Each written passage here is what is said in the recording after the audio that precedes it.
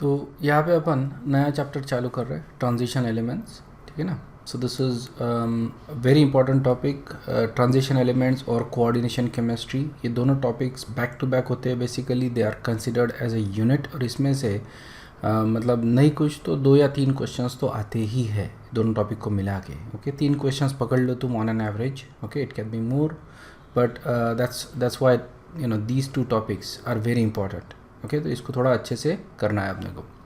Okay so D block के बारे में बात करते हैं पहले, ठीक है ना। सो यहाँ पे अपन डी और एफ दोनों ब्लॉक्स देखने वाले हैं बेसिकली। तो before we look at D block, okay so यहाँ पे देखो ग्रुप 3 से लेके 12 तक इसको अपन बोलते हैं डी ब्लॉक। ओके सो 3, 4, 5, 6 ये तो अपना अभी का जो न्यू नंबरिंग सिस्टम है उसके हिसाब से अपन ग्रुप्स देते हैं। Before it was slightly different. जो कॉपर फैमिली है उसको 1B बोलते थे अपन। Okay then this is 2B and then we go 3B, 4B, 5B, 6B, 7B और 8, 9, 10 को एक कॉमन ग्रुप में डाला हुआ है बेसिकली 8B में। Okay the reason why these are kept in the same group is because their properties are similar. Okay इनका अपन देखेंगे कि बेसिकली इनका जो रेडाई है that comes out to be same. इनकी वैलेंसी भी करीब करीब सेम आती है एंड इनकी प्रॉपर्टी भी करीब करीब सेम आती है। That's why they are kept into same group. Okay essentially if you look at the numbering system, the old numbering system, ये वाली तुमको ये दिखेगा कि this is according to the valency actually, isn't it? valency या valence electrons इसके हिसाब से ये numbering system दी है। Okay and this is actually more convenient, but हम लोग नई numbering system यूज़ करते हैं basically because it goes from 1 to 18 which is also convenient। ठीक है जो 4th पीरियड है ओके उसमें से अपना डी ब्लॉक शुरू होता है। This is actually 3D। Okay third या फिर 3D बोलेंगे अपन। This is 3D series. Okay so it starts from scandium to zinc. Okay तो ये सारे एलिमेंट्स तो ऑब्वियसली तुमको मालूम ही होने चाहिए in that order. It's very important that you know that. इसको अपन फर्स्ट ट्रांजिशन सीरीज़ भी बोलते हैं। 3D सीरीज़ को ही अपन बोलते हैं फर्स्ट ट्रांजिशन सीरीज़। ठीक है उसके बाद दिस इज़ 5th पीरियड, उसमें अपनी 4D सीरीज़ आती है। इसको अपन बोलेंगे सेकंड ट्रांजिशन सीरीज़। ओके यहाँ पे इटरियम से शुरू होता है कैडमियम तक। Okay then you have 6th transition series, no sorry 6th period which is 5D and that is your third transition series। तो यहाँ पे अपन first, this is first transition series, this is second and this is third, okay third and this is fourth। so इस तरह से अपन इनको नाम देते। this is 6D। okay यहाँ से 6D शुरू होती है। ये जो 2 एलिमेंट्स है we know what these are। okay ये लैंथेनम और एक्टिनियम है और इनके बाद में there is a lanthanide series and actinide series। okay तो ये मैं तुमको आगे भी दिखा दूंगा। बेसिकली लैंथेनम और एक्टिनियम इनका जो पोजीशन है ये वेरी करता है depending on the periodic table. Okay अलग अलग पीरियोडिक टेबल में तुमको इसका अलग अलग पोजीशन दिखेगा। It literally depends upon the which book you are actually referring to. Okay and it may also depend upon the country. Okay तो उनका जो रेफरेंस बुक है। So for example our reference book की CBSE, we gonna follow that.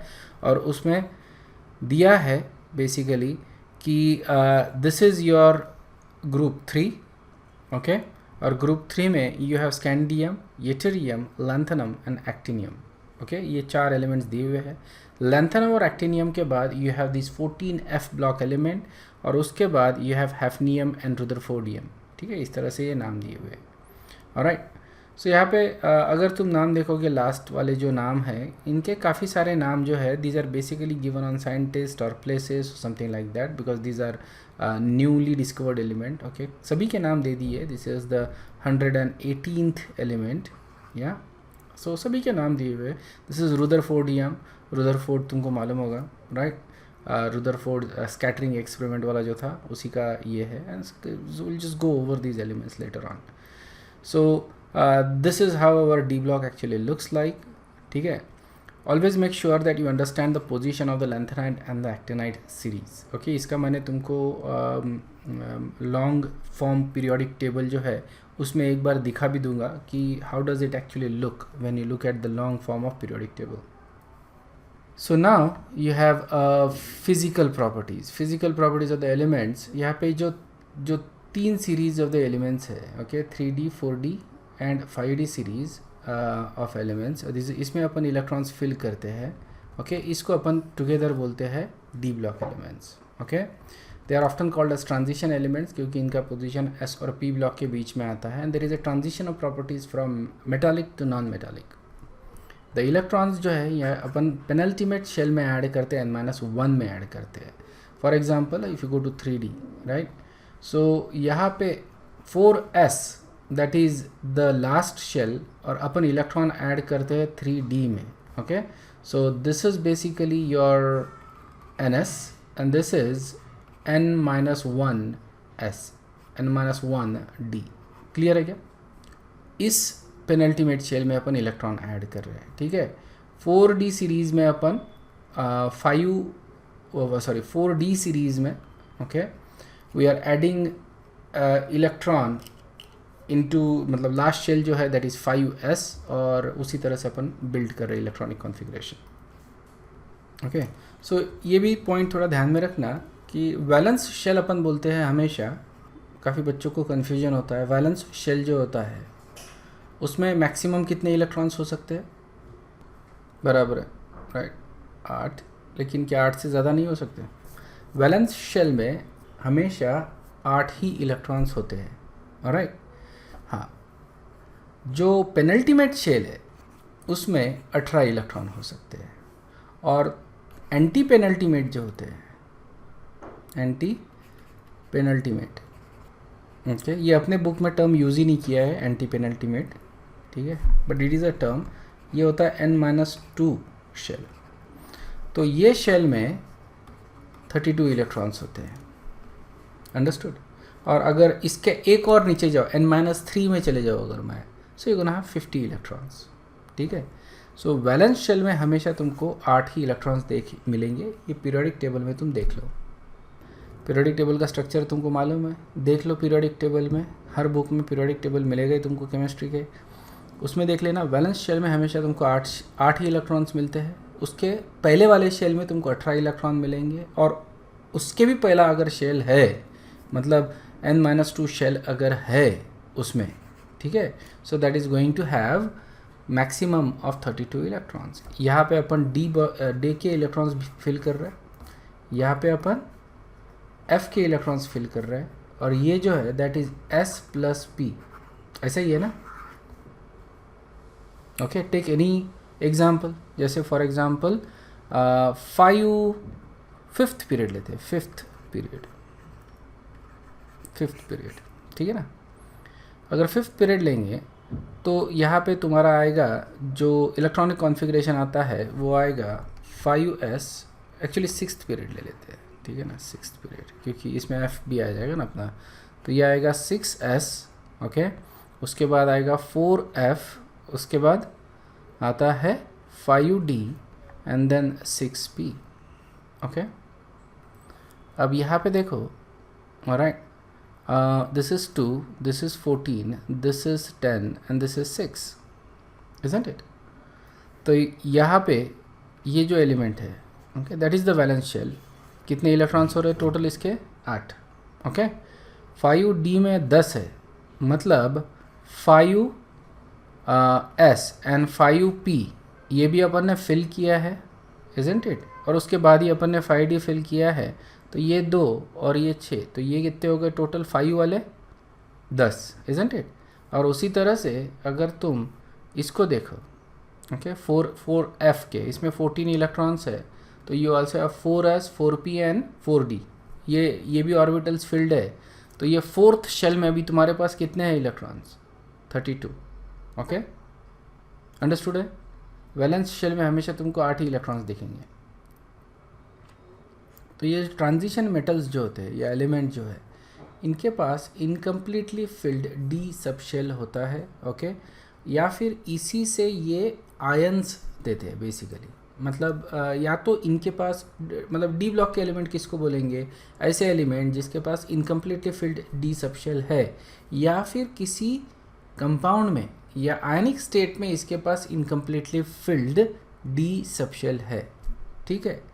अगर मैं ये definition apply करता हूँ तो ग्रुप 12 जो है, ओके, इसमें आता है जिंक, कैडमियम एंड मर्करी। ये जो एलिमेंट्स है, ठीक है, they do not have incompletely filled D subshell, they actually have completely filled D subshell, ठीक है।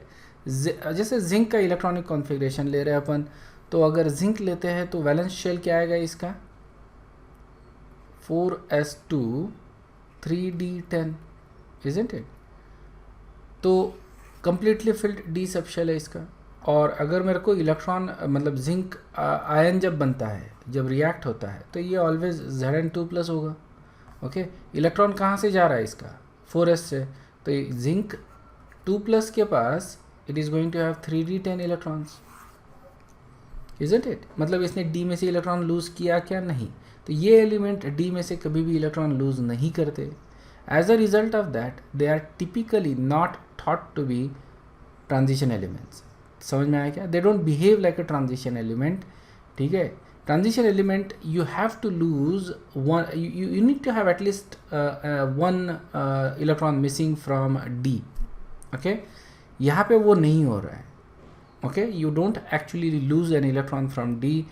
You at any point these elements do not have incompletely filled D subshell, and that is the reason why these are considered not to be elements of transition element, okay.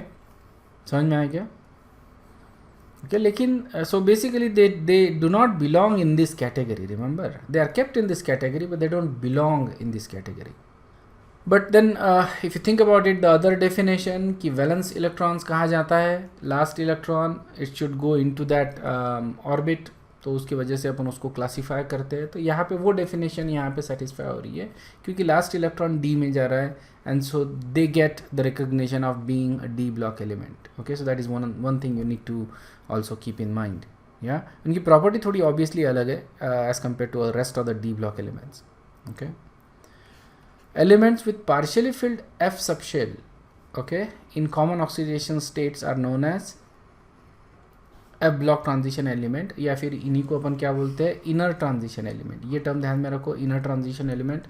So F block element को अपन क्या बोल रहे हैं, inner transition element. यहाँ पे भी वही definition है, basically you need to have incompletely filled F orbital, okay. और यहाँ पे वो अपने को मिलता है, in most cases we get incompletely filled F orbital, okay. So these are basically the two rows at the bottom of the periodic table. The first row जो होता है उसको अपन बोलते हैं lanthanide series या rare earth element, these are 14 elements, okay. और second जो होता है that is basically your actinide series, okay.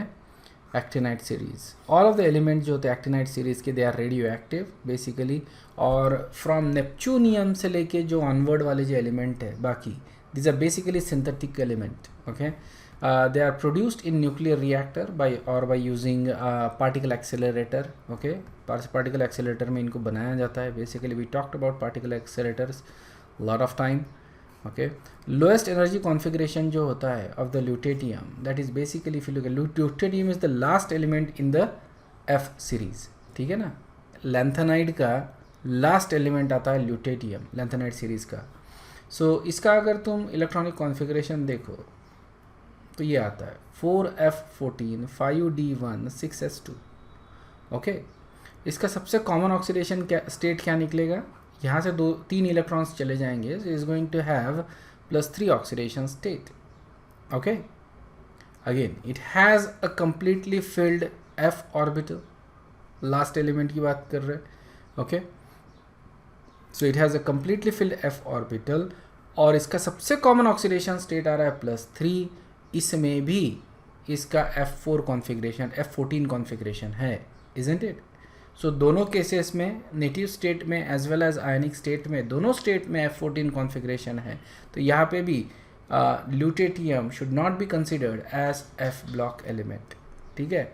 So usually it is considered as a lanthanide element, but you know technically अगर देखा जाए तो it does not belong in this category, ठीक है। it is the same argument जो अपन zinc family के लिए करते हैं, सेम आर्ग्यूमेंट अपन ल्यूटेटियम के लिए भी कर सकते हैं, ओके, बिकॉज इनकी प्रॉपर्टीज़ थोड़ी सी अलग होती है, because they are not losing any electrons from F.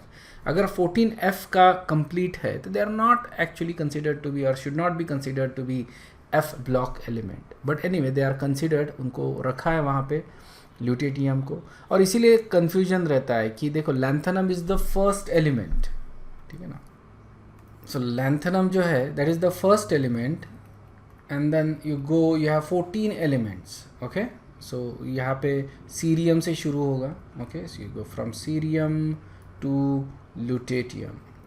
Okay, so these are the 14 elements from cerium to lutetium. So lanthanum का इलेक्ट्रॉनिक कॉन्फ़िगरेशन और ल्यूटेटियम का इलेक्ट्रॉनिक कॉन्फ़िगरेशन थोड़ा अजीब है, ठीक है. लैंथेनम, कभी कभी लैंथेनम को भी अपन एफ ब्लॉक में मानते हैं. कुछ कुछ बुक्स अगर तुम देखोगे तो उसमें फ्रॉम लैंथेनम टू लूटेटियम दिया है. ओके, अब फ्रॉम लैंथेनम से अगर मैं कंसिडर करता हूँ तो ये तो 14 एलिमेंट है और लैंथेनम हो जाएगा 15th एलिमेंट, तो एफ ब्लॉक में होगा 15 एलिमेंट. ऐसा नहीं हो सकता, एफ ब्लॉक में 14 ही होनी चाहिए, right. But look, I mean these are not laws, right. यहाँ पे कुछ थोड़ा सा बफर होना चाहिए basically to consider plus and minus. तो ये कंसिडर करके ही कुछ बुक्स लिखे जाते हैं basically. So lanthanum is considered F block element in some cases, lutetium is considered F block. In general अगर देखा जाए फ्रॉम आवर बुक, अगर CBSE का बुक अपन फॉलो करते हैं तो what you will see is that lanthanum that is considered a D block element at some places and at some places it is considered to be a block element. ये भी दिया है, ये भी discrepancy है, ठीक है. But you follow with the CBSE basically wherever you go, you don't worry about it. तुम CBSE का सिलेबस फॉलो करो, ठीक है. CBSE में जिस हिसाब से दिया हुआ है वही हिसाब से तुम देखोगे. अभी मैंने थोड़ी देर पहले देखा था, थोड़ी देर बोले तो it's been a while since I looked at it. Maybe I will take a look at it and update it accordingly. It's been like couple of years since I had I don't think कि change हुआ है, but I should actually see if it has been changed or not. But I'm warning you that you go and take a look at CBSE and see what has been given, ठीक है ना. So in some cases it is given as starting from lanthanum to lutetium. Okay, so that becomes a 15 element. Alright, right at the beginning I think of the CBSE का जब discussion होता है D और F block elements का, तो it has been given from cerium to lutetium. These are the 14 elements. Okay, but if you look at the electronic configuration, जैसे lutetium का ये इलेक्ट्रॉनिक कॉन्फ़िगरेशन है, so last element कहाँ जा रहा है, last element कहाँ जा रहा है, it is going into D. Okay, that is the problem. Last electron is going into D, so technically this should be the D block element. Okay, and it should not be in the F block. तो lanthanum से lutetium तक लेते हैं, लेकिन फिर यहाँ पे भी प्रॉब्लम है. मैं बता दूंगा जब मैं लैंथेनाइड और एक्टिनाइड सीरीज डिस्कस करेंगे ना अपन, तब इसको डिस्कस करेंगे अपन, ये डिस्क्रिपेंसी को डिस्कस करेंगे. I don't think there is a solution to it. It just depends, all the configurations are right. It just depends upon if you are looking at electronic configuration और you just looking at a traditional way of categorizing element, ठीक है. हम जो follow करते हैं basically it is neither traditional nor electronic configuration, थोड़ा सा बीच में का फॉलो करते हैं. So that's one of the problem. लेकिन I will try to highlight that जब अपन ये डिस्कस करेंगे, ठीक है. It's not something that has a solution, I think, right. We just have to accept either or. दोनों इनकरेक्ट है basically, we just accept, okay, either or, and so that makes both of them to be right. It just depends upon what you follow. It's a point of argument, it's a point of contention, ठीक है ना, कि D में किसको रखा जाए या F block में कौन से 14 एलिमेंट्स कंसिडर किया जाए. If you stick with the electronic configuration, ठीक है, अगर एग्जैक्टली इलेक्ट्रॉनिक कॉन्फ़िगरेशन के हिसाब से अगर तुम फॉलो करते हो, जो अपन बोलते हैं, रिमेंबर स्टार्टिंग में अपन ने पीरियोडिक टेबल में बोला था कि लास्ट इलेक्ट्रॉन जिस शेल में जाएगा या जिस ब्लॉक में जाएगा वो एलिमेंट उस ब्लॉक में बिलोंग करेगा. लास्ट इलेक्ट्रॉन के हिसाब से अगर करते हैं तो अनफॉर्चुनेटली लैंथेनाइड और एक्टिनाइड सीरीज़ में सिर्फ 13 एलिमेंट्स आते हैं. ना लैंथेनम आता है ना ल्यूटेटियम आता है, ठीक है ना. लास्ट इलेक्ट्रॉन के हिसाब से you just get 13 elements into D block, sorry, F block. Okay, so ये भी अपन एक्सेप्ट नहीं कर सकते. How can there be only 13 elements. And then अगर यहाँ पे 13 आ रहे हैं तो डी ब्लॉक में फिर कितने हो जाएंगे, 11. It should B 10 element in D block, तो डी ब्लॉक में एक बढ़ जाएगा. So to get around these issues, I think we proposed a couple of solutions and we accept either or. ठीक है ना, तो मैं तुमको ये आगे दिखा दूंगा. Okay, so although both configurations have f block filled subshell, okay, ये lutetium की केस की बात कर रहे हैं. इसको अपन जनरली लैंथेनाइड एलिमेंट मानते हैं. इसका मतलब क्या होगा कि लैंथेनम को अपने को डी ब्लॉक का एलिमेंट मानना पड़ेगा. अंडरस्टूड है ये? Is this clear? Yes, sir. Okay. Yes, sir. Yes, sir. Okay, nuclear charge increases from scandium to copper, है ना. स्कैंडियम से लेकर कॉपर तक न्यूक्लियर चार्ज बढ़ता है. Electrons are being added to the inner 3D shell. Inner 3D shell में अपन electrons add करते हैं. Okay, these 3D electrons shield the 4s electrons from increasing nuclear charge. या जैसे जैसे अपन जाते हैं फ्रॉम लेफ्ट टू राइट, क्या हो रहा है, प्रोटॉन्स भी ऐड कर रहे हैं, इलेक्ट्रॉन्स भी ऐड कर रहे हैं. लेकिन इलेक्ट्रॉन्स कहाँ ऐड कर रहे हैं, इनर 3D शेल n-1 में ऐड कर रहे हैं. Isn't it? आउटर शेल में ऐड नहीं कर रहे, n-1 में ऐड कर रहे हैं. तो ये जो 3D इलेक्ट्रॉन्स है ये आउटर शेल को शील्ड करेंगे. Okay, from increasing nuclear charge. जैसे जैसे अपन इलेक्ट्रॉन्स ऐड कर रहे हैं वैसे वैसे प्रोटॉन्स भी ऐड करें. प्रोटॉन्स ऐड कर रहे हैं तो न्यूक्लियर चार्ज बढ़ेगा. लेकिन जैसे जैसे अपन इलेक्ट्रॉन्स ऐड करते जा रहे हैं वैसे वैसे ये इंक्रीजिंग जो न्यूक्लियर चार्ज है उससे ये इलेक्ट्रॉन्स आउटर इलेक्ट्रॉन्स को शील्ड कर रहे हैं.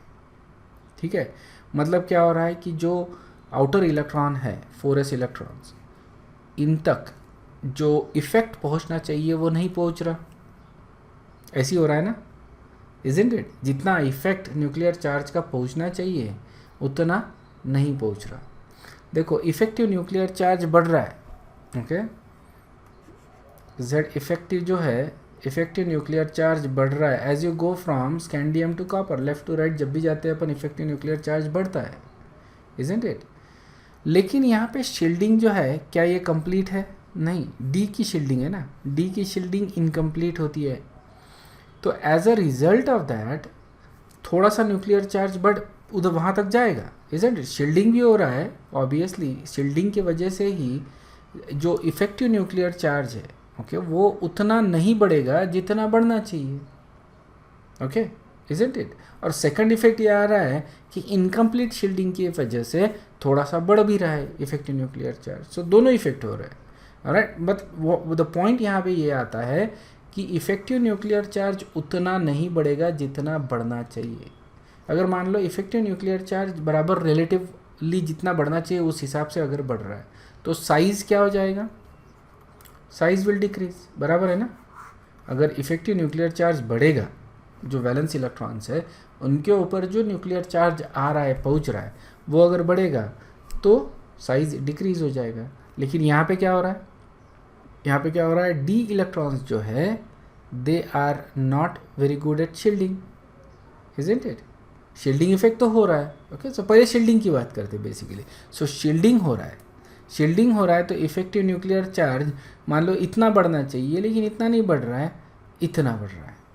अगर इतना बढ़ रहा है तो साइज़ देखो कितना कम होना चाहिए, उतना कम होना चाहिए, लेकिन उतना नहीं, थोड़ा सा कम हो रहा है. ओके, थोड़ा कम हो रहा है. सो यहाँ पे अपन क्या बोलते हैं कि atomic radii decreases less rapidly. It is decreasing from left to right. ठीक है, लेकिन डिक्रीज जो होता है वो बहुत कम होता है. अगर तुम एस ब्लॉक या पी ब्लॉक में कंपेयर करो, एस ब्लॉक में और पी ब्लॉक में बड़े ड्रामेटिकली साइज़ जो है रिड्यूस होता है. ओके, बहुत ड्रामेटिकली साइज़ रिड्यूस होता है. लेकिन यहाँ पे डी ब्लॉक में साइज़ ऑलमोस्ट सेम रहता है, थोड़ा थोड़ा थोड़ा थोड़ा डिक्रीज़ हो रहा है. इसके पीछे कारण क्या है कि जो इफेक्टिव न्यूक्लियर चार्ज है, okay, it is not increasing as much as it should. इसीलिए size is not decreasing as much as it should. ठीक है ना, समझ में आया? तो that is basically because of these 3D electrons. Understood? And जो नेक्स्ट वाला जो इफेक्ट था सेकंड, उसको इग्नोर किया तो भी चलेगा फिलहाल. बेसिकली इनकम्प्लीट शील्डिंग वाला effect, don't worry about that. Okay, so यहाँ पे सिर्फ शील्डिंग इफेक्ट के वजह से, ओके, शील्डिंग इफेक्ट के वजह से साइज जो है वो लेस रैपिडली डिक्रीज हो रहा है। ओके, क्लियर है क्या? ये थोड़ा सा घुमा फिरा के होता है ये पॉइंट, और maybe I just put it like that, but this is an important point कि यहाँ पे साइज जो है वो ऑलमोस्ट सेम क्यों आता है, because of the shielding effect. For the same reason electronegativities, ionisation energies increase only slightly from scandium to copper. इनकी वैल्यूज़ नियर अबाउट सेम आते हैं, थोड़ा थोड़ी इंक्रीज होते हैं as you go from left to right, and that is basically because size में ज़्यादा फर्क नहीं पड़ा है, इफेक्टिव न्यूक्लियर चार्ज में ज़्यादा फर्क नहीं पड़ा है, and as a result of that the values will increase only slightly. ये अपन ने देखा था बेसिकली पीरियोडिक डिक्पल एंड पीरियोडिसिटी, ये जो चैप्टर देखा था, ओके, उसमें अपन ने देखा था कि इनकी वैल्यूज़ जो है they are almost constant across transition elements. Okay, near about constant values आती है।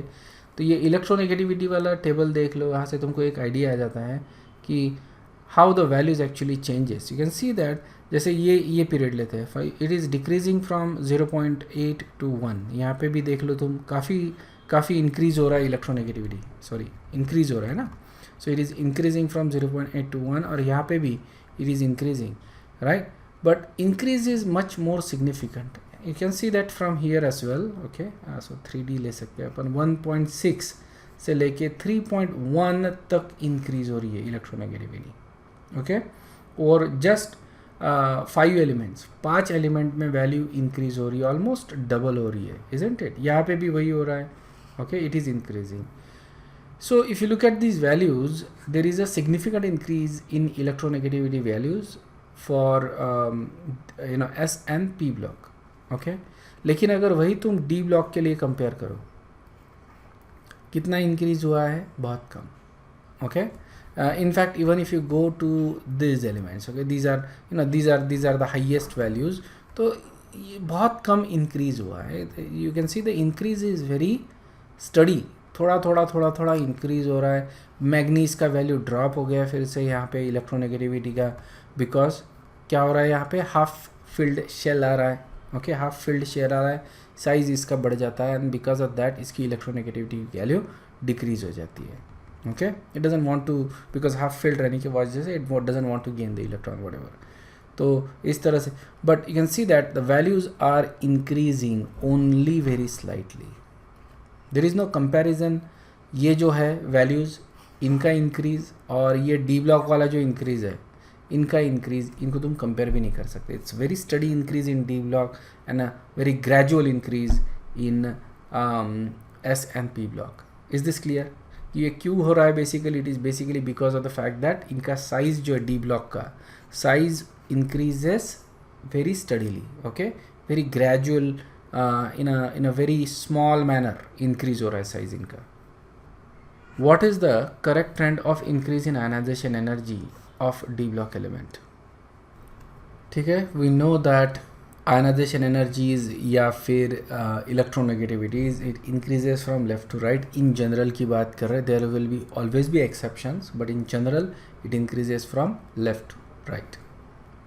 Alright, comparing the first row of transition metal using D electronic configuration, मतलब कि D configuration अपन देख रहे हैं यहाँ पे हर एलिमेंट्स का, ठीक है ना। सो बेसिकली सिर्फ अपन फर्स्ट ट्रांजिशन सीरीज मतलब कि 3D सीरीज़ के बारे में बात कर रहे हैं, ठीक है। जैसे अपन नीचे जाते हैं सेकंड सीरीज़ या थर्ड सीरीज़ या फोर्थ सीरीज़ में जब जाते हैं, this becomes even more trickier, ठीक है। लेकिन सिर्फ 3D का अपन देख रहे हैं, एंड इन जनरल ये ट्रेंड नीचे फॉलो होता है, but with some exception. Okay, so same configurations तुमको दिखेंगे नीचे में भी, but there will be some exceptions. तो एक्सेप्शंस मैं तुमको आगे बताता हूँ, few exceptions actually you need to remember. So सबसे पहले अपन देख रहे हैं D0 कॉन्फ़िगरेशन। तो D0 कॉन्फ़िगरेशन कौन सा एलिमेंट दिखा सकते हैं? सबसे प्रोमिनेंट जो होता है इसमें वो है स्कैंडियम 3+। ओके, नाउ स्कैंडियम जो है इसका जो इलेक्ट्रॉनिक कॉन्फ़िगरेशन है ध्यान में रखना, 1s का को लिख रहा हूँ मैं, 4s2 3d1 बराबर है। तो इसेंशियली जब भी हम इलेक्ट्रॉन लूज़ करते हैं, we have to lose the electron from s first. ये इलेक्ट्रॉन 2 इलेक्ट्रॉन पहले लूज़ करेंगे, और फिर we need to lose an electron from d if possible. Okay, so यहाँ पे ऑब्वियसली एक ही इलेक्ट्रॉन d में रहने की वजह से it becomes very easy to lose it. So you get +3 oxidation state for scandium, and that is the only oxidation state that is actually stable for scandium. Other oxidation states are not stable. जैसे scandium का +2 oxidation state is not stable, ये तुरंत में convert हो जाता है into +3, ठीक है ना, it loses the d electron, it acts as a reducing agent, ठीक है, oxidize हो जाता है and we get scandium +3. Okay ठीक है, तो ये जो कॉन्फ़िगरेशन है बेसिकली D0 कॉन्फ़िगरेशन, ओके, ये उन एलिमेंट्स में अपने को दिखता है जहाँ पे S और D इलेक्ट्रॉन्स दोनों उड़ रहे हैं, ठीक है ना, दोनों जा रहे हैं. Basically you have titanium 4, okay, that also has a stable +4 oxidation state, titanium, क्योंकि titanium is the next element, okay.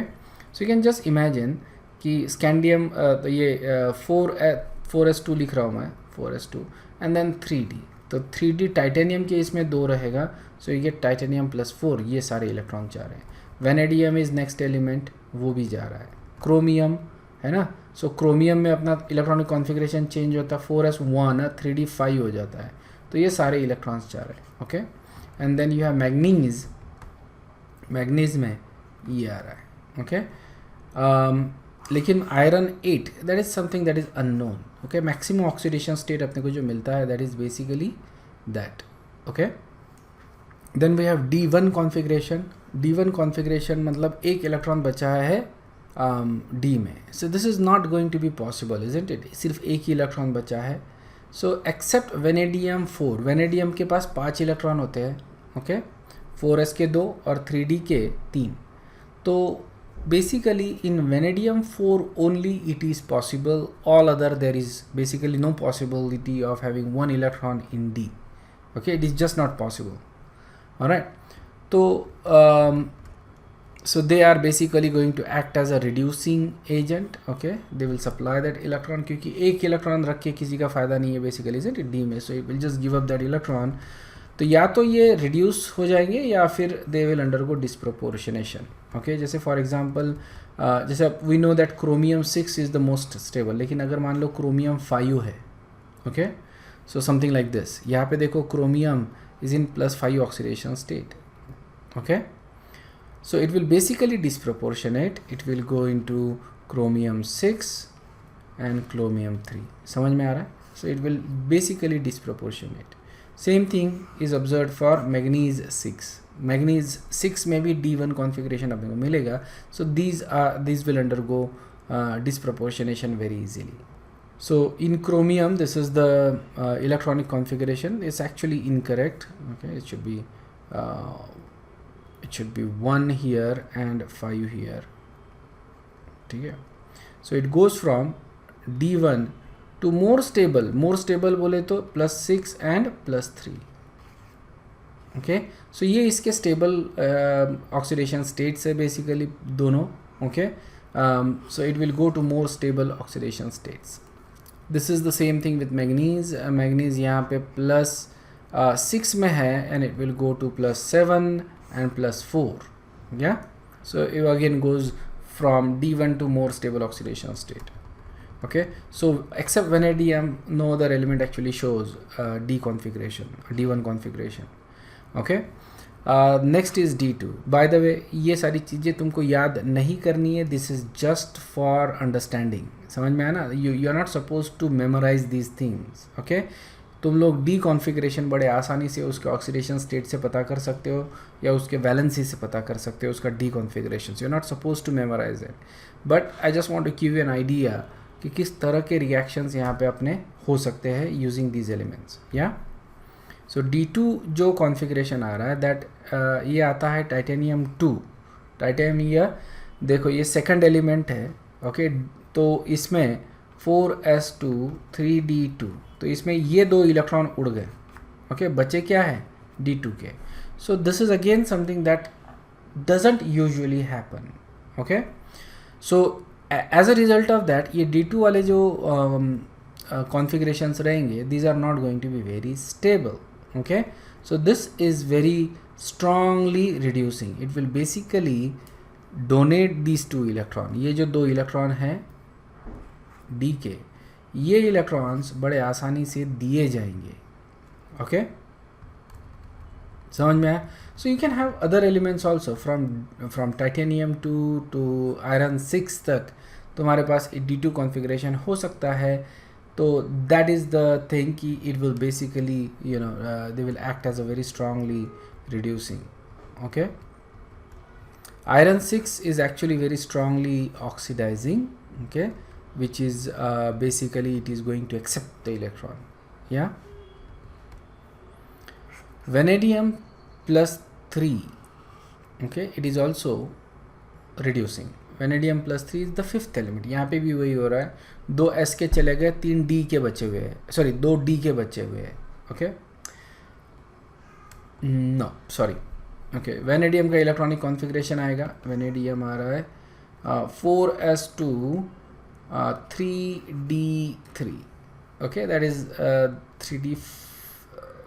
Vanadium third element आएगा ना, yeah, so 3d3. Okay, so essentially it is going to lose 3 electron, isn't it? 3, यहाँ से 3 electron जाएंगे, तो यहाँ से 2, ये तो उड़ गए पूरे के पूरे, यहाँ से 1 उड़ गया तो 2 बचे हुए. तो इस तरह से वेनेडियम प्लस 3 ऑक्सीडेशन स्टेट बनाएगा. Okay, and that is also going to be reducing because it would actually, vanadium जो है तुमको मालूम है Ve2O5, इसमें वेनेडियम का +5 ऑक्सीडेशन स्टेट स्टेबल होता है. Okay, so it won't lose all the electrons, तो ये 2 बचे हुए इलेक्ट्रॉन्स भी ये देना चाहेगा. That's why it is going to be reducing. Is this clear? Understood है क्या? देखो ये सिंपल चीज़ें हैं. ओके, लेकिन अगर मैं नहीं बताऊंगा तो तुम नहीं वर्कआउट कर पाओगे. Okay, very few student will be able to work it out, and that is the reason why I am stating this is very obvious. और ये बुक में भी तुमको नहीं मिलेगा. Basically this is something that is very what do you say, goes from a general discussion. Okay, ये general discussion से ही emerge होता है. But you need to think about it, and that is the idea. But most students actually don't think about it because we are used to studying, we are not used to thinking, and that is the problem. So that's why I am mentioning these things. Okay, तो इस तरह के questions से तुमको, मतलब इस तरह से discussion से तुमको chemistry ज़्यादा अच्छे से समझ में आता है. Then your D3 configuration. D3 configuration ये chromium 3 के लिए अपने को मिलता है. This is the most important species in this D3 configuration. देखो क्रोमियम के पास कितने इलेक्ट्रॉन्स है टोटल? क्रोमियम का इलेक्ट्रॉनिक कॉन्फ़िगरेशन क्या लिखते हैं अपन? 4s1 3d5, टोटल 6 इलेक्ट्रॉन्स है. सो ये 3 इलेक्ट्रॉन लूज़ करेगा. ओके, एक तो जाएगा 4s से. Okay, so it is going to be 4s0 and d से 2 जाएंगे. ओके, सो बचा क्या रहेगा? So we get chromium in +3, we get D3 configuration. Okay, and this is the most stable configuration of chromium also. Okay, it's a very stable configuration. क्या? So ये जो है ये अपने को मतलब काफ़ी commonly मिलता है. Okay, बाकी जो configurations है in D3, it's not very important. Chromium is the most important species in D3 configuration. Okay, the next जो आता है that is D4 configuration. There is no stable species in this configuration, क्योंकि D4 बोले तो ये थोड़ा सा unstable हो जाता है. राइट, दैट इज़ क्योंकि D4 कॉन्फ़िगरेशन देखा जाए तो it is only exist only for chromium, isn't it? Chromium के लिए ही एग्जिस्ट करता है D4 configuration. In a native state it can exist only for, so इसके लिए इसको एक S से और एक D, मतलब is going to be for chromium going to be +2 oxidation state. So that is something we have not heard of, isn't it? +2. So it is going to be very strongly reducing. Okay, reducing है. It is basically going to give you 1 electron. It will go from D4 to D3 में चले जाएगा, 1 electron lose करके. So chromium +2 से +3 में चले जाएगा. Manganese 3 ये भी डिसप्रपोर्शनेट होता है. So there is no basically a stable species in D4 configuration. ठीक है. Then we have D5 configuration. Okay, इसमें 2 इंपॉर्टेंट स्पेसीज आते हैं, मैग्नीज 2 एंड Fe3. ओके, ये दोनों इंपॉर्टेंट हैं, दोनों स्टेबल स्पेसीज है इन D5 कॉन्फ़िगरेशन. ओके, इसमें हाफ फिल्ड कॉन्फ़िगरेशन अपने को मिल रहा है दोनों केसेस में. देखो मैग्नीज ने सिर्फ S के इलेक्ट्रॉन लूज़ किए, अपने 5 जो D के थे वैसे के वैसे ही रखे हैं. आयरन ने क्या किया है? 2 S के लूज़ किए और 1 D का लूज़ किया है. ओके डी में 6 थे, एक लूज़ किया, अब 5 बचे हैं, इसलिए Fe+3 आ रहा है. सो दोनों स्टेबल है. Fe+3 is actually quite stable. Okay लेकिन इससे ज़्यादा स्टेबल होता है Fe+2, so it gets reduced to Fe+2. ठीक है. कंपाउंड अगर देखते हैं तो कंपाउंड Fe+3 के स्टेबल होते हैं, लेकिन आयनिक अगर स्टेट देखा जाए तो Fe+2 ज़्यादा स्टेबल है आयनिक केस में. So that's why it gets reduced from +3 to +2. Alright. So यहाँ पे just to give you a comparison of the oxidation state, this is +3, this is +4, this is +5. okay यहाँ पे we get +3 and +6. यहाँ पे again you get +2 +4 +7. okay this is +2 +3. इस तरह से तुमको मिल रहा है. कोबाल्ट निकल जनरली +2 ही होते हैं. okay this is +1, this is +2 and this is +2. सो इस तरह से अपने को ऑक्सीडेशन स्टेट्स यहाँ पे मिल रही है. ये आगे मैं तुमको और दिखा दूंगा. And just this are the most stable one. So इन्हीं के हिसाब से अपन डी कॉन्फ़िगरेशंस डिस्कस करते हैं. This are the most stable configurations of all the elements, isn't it?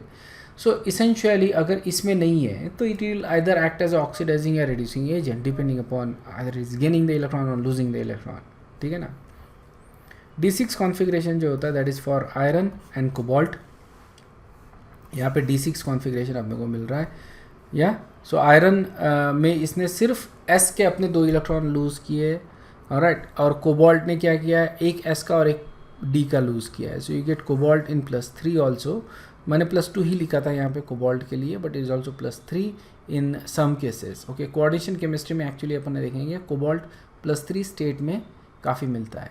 और अगर तुमको ये ऑक्सीडेशन स्टेट्स मालूम है तो ये तुमको कोऑर्डिनेशन केमिस्ट्री में भी बहुत ज़्यादा हेल्प होगा.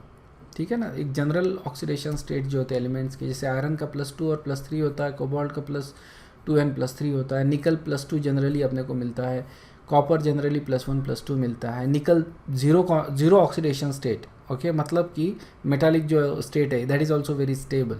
ओके जिंक हमेशा +2 में अपने को मिलता है. क्रोमियम के +3 एंड +6 ये अपने को मालूम है. मैग्नीज +2 +5 एंड +7 मालूम है अपने को. सो ये ऑक्सीडेशन स्टेट्स अगर तुमको मालूम है तो कोऑर्डिनेशन केमिस्ट्री में बहुत ज़्यादा इसका हेल्प होगा तुमको. आयरन +2 और cobalt +3 these are important. Okay so iron +2 is quite stable, although थोड़ा सा माइल्ड रिड्यूसिंग एजेंट है basically, but you know it's quite stable. Cobalt +3 okay is stable in presence of strong complexing agent. remember strong complexing agent मतलब कहाँ की बात हो रही है, coordination chemistry की. okay otherwise it will get converted into +2 oxidation state. alright D7 configuration जो है okay that is for cobalt +2, that is the most stable one in aqueous solution, but it gets oxidized to cobalt to form +3 complexes. तो coordination chemistry में +3 complex dominate कर रहा है, isn't it? और अगर सिर्फ आयनिक स्टेट देखे तो +2 कॉम्प्लेक्स +2 स्टेट डोमिनेट कर रहा है. ओके कोऑर्डिनेशन में अपने को ज़्यादा इसका क्या दिखेगा, +3 स्टेट. D8 कॉन्फ़िगरेशन निकल के लिए होता है, that is the most important species with this configuration D8. ठीक है ना. तो ये ध्यान में रखना है अपने को. निकल D8 निकल का देखना मतलब you have to write the electronic configuration of it. Okay क्योंकि अपने को ये कोऑर्डिनेशन में बहुत जगह करना ही है. So you need to write the electronic configuration. इसमें से 2 इलेक्ट्रॉन निकालने हैं अपने को. ये 2 इलेक्ट्रॉन कहाँ से जाएंगे, ऑब्वियसली सिर्फ S से जा रहा है, इज़न्ट इट? +2 ऑक्सीडेशन स्टेट है. तो ये क्या हो गया फिर इसका इलेक्ट्रॉनिक कॉन्फ़िगरेशन 4s2 3d8. ठीक है. So it is basically losing those 2 electron and you forming निकल 2. अंडरस्टूड है क्या? दिस इज़ वेरी इंपॉर्टेंट क्योंकि ये कोऑर्डिनेशन में बहुत जगह आता है nickel. And it can also have nickel can also have 0 oxidation state. इसमें भी ये स्टेबल है. Understood. So nickel is stable in +2 as well as in nickel 0 configuration. और ये दोनों स्टेट में अपने को कॉम्प्लेक्सेस इसके मिलते हैं. Okay shape and hybridization of the complex actually depends upon these oxidation states, so it's very important to know this. Then you have D9 configuration, ये अपने को कॉपर +2 के लिए मिलता है. D10 configuration कॉपर +1 और जिंक, ओके इनके लिए अपने को मिलता है. ठीक है. Copper +1 is easily oxidized to copper +2 which is more stable. Zinc +2 is the only state for zinc. इसके अलावा zinc का दूसरा कोई oxidation state हमको मालूम नहीं है. So यहाँ पे ये वैसे तो कोई काम का नहीं है टेबल. At some point मैंने बनाया, I liked it, kinda थोड़ा क्रिएटिव होने की कोशिश किया था मैंने. So that's why I made this thing. But it's not actually useful, so don't worry about it. Okay. So what it actually shows is the oxidation state that can exist for these elements, but ये सबसे stable oxidation states नहीं है. Okay, just what are the things, what are the D configurations that can exist for these elements? Okay, so obviously scandium, titanium, vanadium, chromium, manganese, for them D0 configurations are stable. Like ठीक है ना, D0 configuration. So from that you can figure out what the oxidation states are. तो ये electronic configuration से ज़्यादा अच्छे से अपने को समझ में आता है rather than this. Okay. D1 configuration ये वेनेडियम के लिए ही अवेलेबल है, बाकी कोई भी एलिमेंट D1 नहीं दिखाएगा. D2 कॉन्फ़िगरेशन अपने को मिलता है फ्रॉम टाइटेनियम से लेके आयरन तक, लेकिन again lot of these oxidation state, जैसे आयरन का higher oxidation state is not possible, so even D2 configuration is not possible for iron, but it can. Okay. Chromium के लिए D3 that is the most important species. Okay. D4 तुमको कहीं पे भी नहीं दिख रहा है, so none of the element actually shows D4 configuration. Okay, D5 configuration is stable for iron and manganese, that is the most important species here. D6 is for iron and cobalt. देखो iron D5 और D6 दोनों दिखा रहा है and it's quite stable for both. Okay, दोनों oxidation state, दोनों configurations D5 and D6 are stable for iron. cobalt के लिए D7, निकल के लिए D8, कॉपर के लिए D9 और कॉपर प्लस जिंक के लिए D10. These configuration. D10 यहाँ पे +1 हो गया एंड D9 यहाँ पे +2 हो गया. So maybe you can write it down, और along with this if you write the oxidation states, ये ज़्यादा कन्वीनियंट रहेगा. इसके साथ में अगर तुम ऑक्सीडेशन स्टेट्स भी लिखते हो तो ये ज़्यादा यूज़फुल रहेगा. Okay. Here is a review question for you guys. What is the most common oxidation state of scandium? चलो फटाफट बताओ. स्कैंडियम इलेक्ट्रॉनिक कॉन्फ़िगरेशन क्या है इसका? 4s2 3d1. ऑब्वियसली अगर +1 बोले तो क्या होगा? सिर्फ एक इलेक्ट्रॉन निकालना पड़ेगा. ऐसा हो सकता है क्या? नहीं.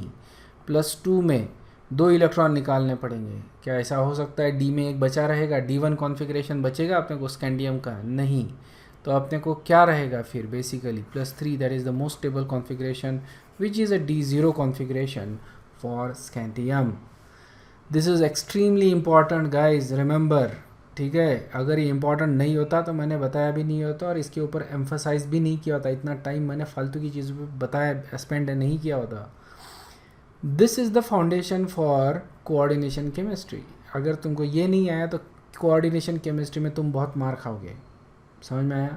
मतलब फिजिकली नहीं बोल रहा, मार्क वाइज मार खाओगे, मतलब मार्क नहीं मिलेंगे उस हिसाब से, मतलब तुम्हारा फ्यूचर मार खाएगा, तुम्हारी ज़िंदगी मार खाएगी. इस हिसाब से मैं बता रहा हूँ कि सब कुछ मार खाएगा फिज़िकली छोड़ के. ओके, क्योंकि आजकल वो बंद हो गया है. बाकी सारी चीज़ें मार खाने लायक हो गई है, बट सिर्फ फिज़िकली मार नहीं मिलता है. ठीक है.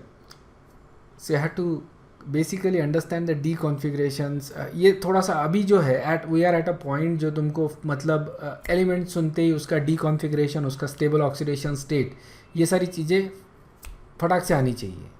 Okay. You are at a point, we are at a point where it should be just natural. तो इस हिसाब से स्टडी करो कि ये तुमको बड़े आसानी से मालूम हो जाए कि इसका डी कॉन्फ़िगरेशन क्या है, इसका स्टेबल ऑक्सीडेशन स्टेट क्या है. तो ये बहुत आसानी से तुमको पता रहना चाहिए. Okay. Next we gonna talk about metallic character. ठीक है. अब यहाँ पे मेटालिक कैरेक्टर अगर देखें तो all metals nearly have simple HCP, CCP या BCC lattice structures of true metals. ठीक है ना. तो सभी के बेसिकली मिलते हैं अपने को, क्योंकि these are the common lattice structures. Okay. Obviously BCC is not a very good lattice structure for metal, लेकिन जो बड़े एलिमेंट्स होते हैं उनके लिए अपने को BCC जनरली मिलता है, जैसे फॉर S और P ब्लॉक. तो D ब्लॉक में तो तुमको HCP और CCP ही मिलेगा, and that is the reason why they usually have high densities. Okay, because of close pack structures. Okay, so I don't think BCC में भी मेरे को देखना पड़ेगा कि BCC कौन एग्जिस्ट करता है. I haven't actually looked at it, but maybe there is an element that exists in BCC for debug. Okay, so they are malleable, ductile, have high tensile strength, thermal and electrical conductivity and luster, typical metallic properties. Melting point जो है ये trend important है. Melting point D block का melting point of 3D rise to a maximum and fall as the atomic number increase except for manganese. मतलब क्या होगा, increase होगा and then decrease होगा. Okay, this is scandium and this is zinc. That is what we are saying. Clear है क्या? So it will rise to a maximum then fall.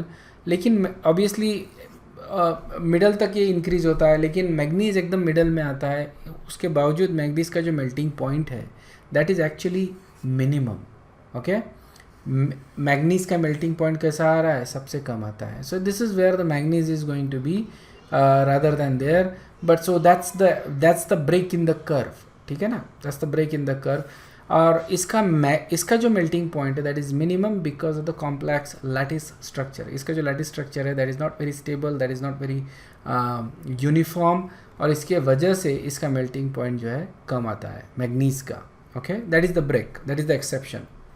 So obviously जो melting point है, heat of atomisation है, ये क्या बताता है आपने कि there is a strong metallic bond between these elements. Okay, abnormally low boiling point या melting point of manganese is because of its complex lattice structure.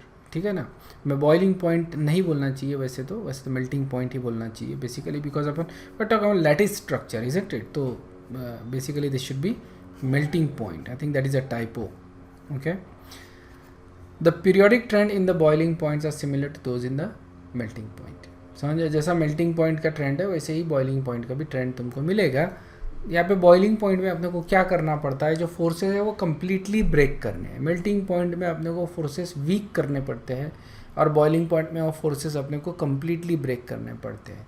Melting point का जो इशू है that is the lattice structure. Lattice structure के वजह से there are issues. Okay, different lattice structure है तो obviously that will affect the melting point. तो यहाँ पे अपन head to head comparison नहीं कर सकते, but we do just compare and in general we see a trend कि melting point increases up to middle, manganese is again exception क्योंकि उसका lattice structure complex है, and then it just decreases after that. Okay, so group 12 elements जो होते हैं they have much lower melting and boiling point. ये अपन zinc family की बात कर रहे हैं. group 12 बोले तो कौन से हो गए, zinc family. ठीक है ना. सो इनके जो मेल्टिंग पॉइंट होते हैं they are low, melting point boiling point low होता है basically because of full d shell. Okay, इनका डी शेल जो है वो कम्प्लीटली फिल्ड है. अगर कम्प्लीटली फिल्ड है तो there cannot be d bonding. Okay, यहाँ पे डी बॉन्डिंग नहीं हो सकता because the d shell is completely filled. They can not accept electrons into the d. तो इसके वजह से एक एलिमेंट दूसरे एलिमेंट के डी में इलेक्ट्रॉन नहीं डोनेट कर सकता, and that is the reason why there is a weak bonding, और इसकी वजह से melting and boiling point is lower. Mercury we know it is a liquid at a room temperature -39 degree Celsius. ये इसका boiling point sorry melting point है. It is a liquid at room temperature.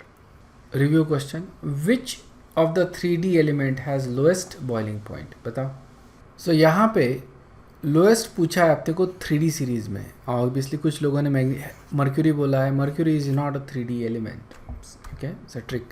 So basically सबसे लो जो होता है that is manganese, and इसको मैंने बताया primarily because of complex lattice structure. ठीक है, ऑक्सीडेशन स्टेट्स के बारे में बात करते हैं. They exhibit several oxidation state. Okay, इसको अपन बोलते हैं वेरिएबल ऑक्सीडेशन स्टेट. ये अपन आगे डिस्कस करेंगे. वेरिएबल ऑक्सीडेशन स्टेट और several oxidation state, both of these are true basically. मतलब क्या है कि जैसे फॉर एग्जांपल मैग्नीज लेते हैं तो मैग्नीज +2 +4 +7 आता है, आयरन +2 +3 आता है, कोबाल्ट +2 और +3 आता है, इजंट इट. सो इसी तरह से बाकी एलिमेंट्स भी अलग अलग ऑक्सीडेशन स्टेट्स दिखाते हैं. इसको बोल रहे हैं अपन सेवरल ऑक्सीडेशन स्टेट्स, बराबर है. दे आर ऑल्सो वेरिएबल, मतलब ये एक ऑक्सीडेशन स्टेट से दूसरे ऑक्सीडेशन स्टेट में बड़े आसानी से जाता है. And this is actually a very important property for them to be used as a catalyst. ठीक है ना, क्योंकि कैटलिस्ट में यही होता है कि ऑक्सीडेशन स्टेट इंटरचेंज हो रहा है, +2 +3 +2 +3 +2 +3 ये इंटरचेंज होते जा रहा है, and during that interchange it is doing oxidation and reduction, okay, continuously. So that's why it is getting used as a catalyst. Okay, regenerate होते जा रहा है ना ये.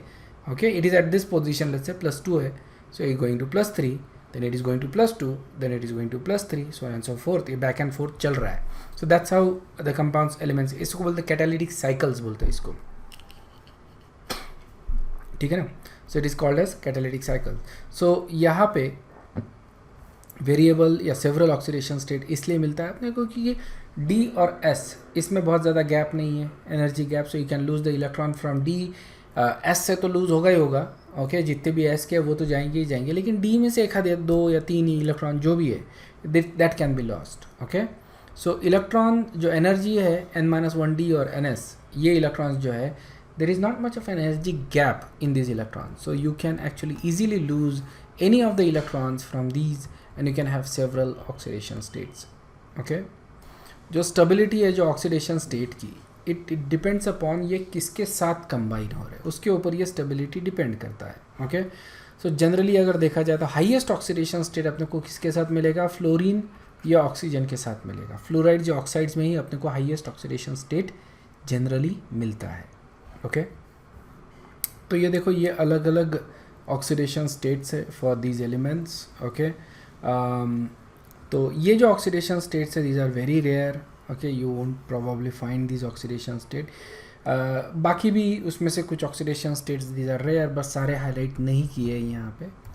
ओके, यहाँ से अपने को एक पता चलता है कि सबसे कॉमन ऑक्सीडेशन स्टेट जो है वो कौन सा है, +3. ओके, सो काफ़ी एलिमेंट्स में अपने को +3 ऑक्सीडेशन स्टेट मिलता है. Okay, so that is the most common oxidation state. Second to that is +2 after that, क्योंकि काफ़ी एलिमेंट जो है यहाँ पे अपन लिखे तो है +2 but it is not actually stable. Okay, vanadium हो गया या इवन क्रोमियम, +2 ज़्यादा स्टेबल नहीं होता है इसका. Okay, so +3 oxidation state is the most common one. Okay, +2 oxidation state अपन ने काफ़ी जगह लिखा है, but that is not mean कि that is the most common one. For example these will also not be very stable. Okay, second to +3, then +2 is very stable. Okay, you can see that as you go down the maximum oxidation state actually increases up to manganese which is +7 and then it decreases. Okay, clear है. So this is how the oxidation states are for these elements. Okay, अगर जैसे इधर जाते हैं अपन तो +2 oxidation state जो है towards the end it becomes stable, isn't it? ये stable होते जाते हैं क्योंकि again because of the incomplete shielding, जो इलेक्ट्रॉन्स है डी के they gets sucked in. Okay, incomplete shielding की वजह से क्या हो रहा है, ये जो डी इलेक्ट्रॉन्स है ये ज़्यादा अंदर जा रहा है, जिसके वजह से ये जो इलेक्ट्रॉन्स है अपन नहीं निकाल सकते. तो सिर्फ अपन सिर्फ एस के इलेक्ट्रॉन्स निकाल रहे हैं 4s के, with certain exceptions. Of course copper में we remove the one of the d electrons in +2 oxidation state, so that is an exception. but in general अपन ये देखते हैं कि +2 जो oxidation state मिल रहा है that is primarily because of the fact कि we are simply removing 2 electron from s. Alright, except for scandium, the most common oxidation state for the first row transition element is +2, which arise because of the 4s electrons, loss of 4s. 2s के चले गए तो you get +2. that does not mean that this is the most stable in general configuration. okay, ये common oxidation state अपने को मिलता है but that is only for the first series. okay, उसके बाद में that is not the case. okay, you have to lose 1 electron from D for oxidation state. so that's why we say in general the oxidation state for D block is +3. समझ में आया ना, in general पूरे D block के लिए +3 is the most common oxidation state. अगर +2 और +3 oxidation states देखा जाए तो दे आर मोस्टली आयनिक. इससे ज़्यादा हायर अगर देखा जाए तो इट इज़ कोवेलेंट. ठीक है ना, जैसे फॉर एग्जांपल परमैग्नेट आयन या मैग्नेट आयन, इसमें अगर देखें तो यू गेट कोवेलेंट कंपाउंड. या क्रोमियम के जो कंपाउंड्स है, okay, dichromate, so these are all covalent compounds क्योंकि इसमें ऑक्सीडेशन स्टेट जो है बहुत ज़्यादा है. Within a group maximum oxidation state increases with atomic number. Okay, जैसे फॉर एग्जांपल ग्रुप 8 ग्रुप 8 अगर देखते हैं अपन विच इज़ आयरन फैमिली, सो ये have iron and ruthenium and osmium.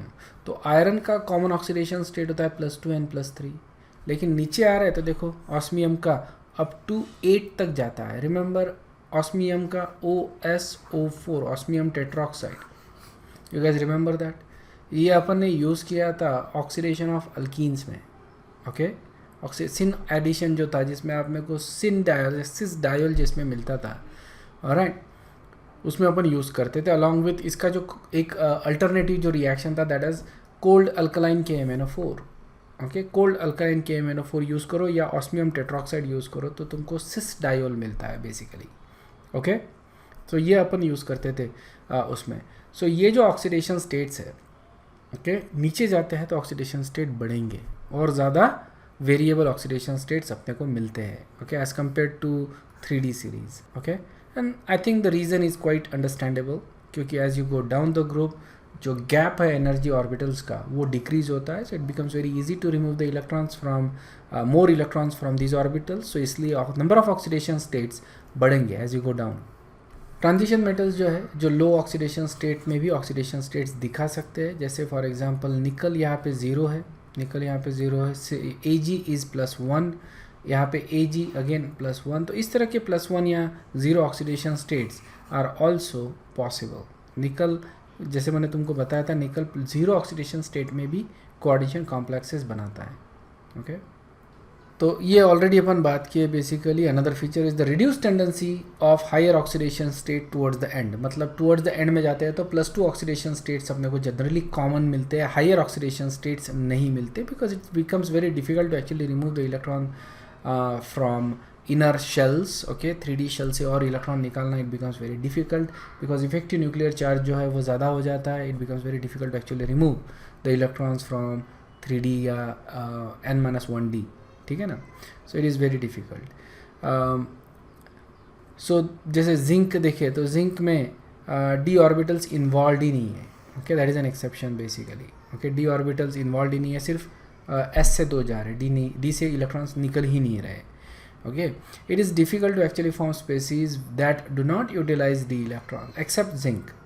Zinc is the exception obviously, लेकिन अगर बाकी देखें अपन तो they always lose 1 electron from d. जैसे स्कैंडियम हो गया, स्कैंडियम +2 इज़ अननोन। ओके, +2 मिलेगा ही नहीं, +3 मिलेगा जिसमें एक डी का भी चले गया। Titanium +4 is more stable then +2। यहाँ पे +2 में सिर्फ s के 2 जा रहे हैं, ओके, डी के नहीं जा रहे, और यहाँ पे s के भी 2 गए और डी के भी 2 गए। तो इस तरह से titanium +4 is actually very stable as compare to +2। So d का एक इलेक्ट्रॉन लूज करना it seems like a kind of general rule for d block elements, they have to lose 1 d electron at least. Okay, look at this particular table. So यहाँ पे देखो scandium से लेके zinc तक सारे एलिमेंट्स है। Okay, atomic radius if you look at this carefully तुमको दिखेगा कि एटॉमिक रेडियस जो है वो डिक्रीज़ हो रहा है। ओके, बट जो डिक्रीज़ है that is not very rapid decrease, very gradual decrease. See first और सेकंड में थोड़ा सा ज़्यादा डिक्रीज आ रहा है from scandium to titanium. Okay, लेकिन if you look at these manganese से लेके आयरन यहाँ तक, okay, the radius is pretty much common, constant आ रहा है रेडियस। ओके, यहाँ से लेके मैग्नीज से लेके, and then it actually increases. Okay, यहाँ से लेके इंक्रीज हो रहा है और यहाँ से लेके डिक्रीज हो रहा है। ओके, ऑलराइट, सो ऑब्वियसली ये इंक्रीज और डिक्रीज इसको जो अपन है आगे डिस्कस करने ही वाले हैं, but note that these elements actually have, middle वाले जो एलिमेंट्स हैं दे actually have a constant radius. Okay, and that is the reason Y इनकी प्रॉपर्टीज़ भी काफ़ी सेम आती है। मैग्नीज इसका हाफ फील्ड कॉन्फ़िगरेशन रहने की वजह से इट बिहेव स्लाइटली डिफरेंटली।